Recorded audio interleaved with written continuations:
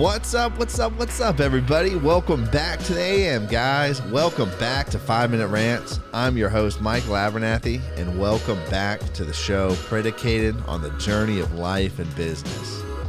Well, everybody, thanks for tuning in. I really appreciate it. Real quick, guys, if my intent with the show is to really pay it forward first and just to give this away to y'all. And so if you could help me out, and if you know anybody that would benefit to listening to this, would you share it with them? Or even if you would leave me a review and leave a review about the podcast and the episode, just to help spread the word. And if you guys don't mind partnering with me in that way.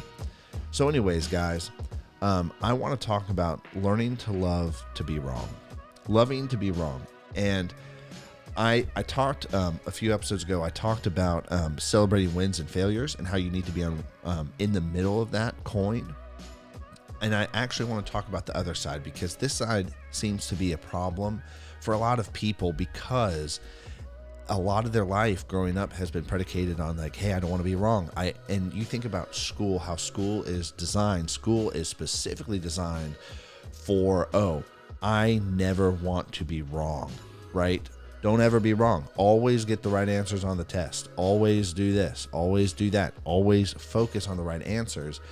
And in reality, life really does not work that way. There are no just right and wrong answers. There are certain formulas and certain techniques and different things, like for executing strategies, for executing marketing, for executing sales, and different things like this, right? For coding.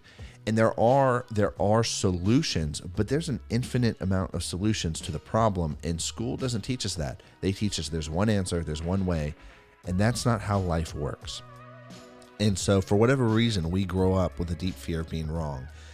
And I want to really put a different perspective on being wrong and what being wrong means. And so I first want to say this, that failure is really an accelerator when you look at it positively and when you accept it positively and you see failure as a good thing. Because failure is just like this.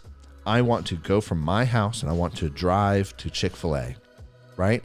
And I know to get to Chick-fil-A, I need to take a left out of my house versus a right. And failure is very much, I just take a right out of my neighborhood or out of my house instead of a left. And now I just need to U-turn. It's not the end of the world. My family hasn't died. My career's not over.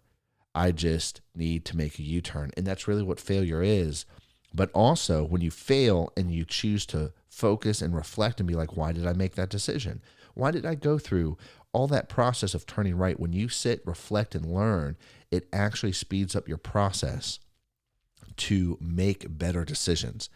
I was just talking with somebody the other day that when you don't make a lot of decisions because you're afraid of failure, you don't make a lot of decisions and you don't go through the process of decision making, you actually never become a good decision maker. Great decision makers have made hundreds of thousands of decisions as fast as possible, identified where they failed, chosen to change and improve, and then all of a sudden, before you know it, they've put in the practice and they've become great decision makers. And making decisions is just like anything. If you do not put in the work, how can you expect yourself to be good at it? If you have not put in the work to think, to reflect, and to really learn from failure, how can you be good at making better decisions? How can you be good at actually finding solutions if you never try to find solutions? And so I think it's so important to have that in place and to have that mentality. The other thing too is failure is great, and you can learn one of two ways: failing yourself or watching other people fail and learning from them. I don't have to wait to make the same mistakes as other people around me. If I choose to have the humility to listen, to watch, and to learn from them, and to humble myself so I can actually learn from that individual, I don't have to wait to repeat that mistake on my behalf or for myself in order to learn.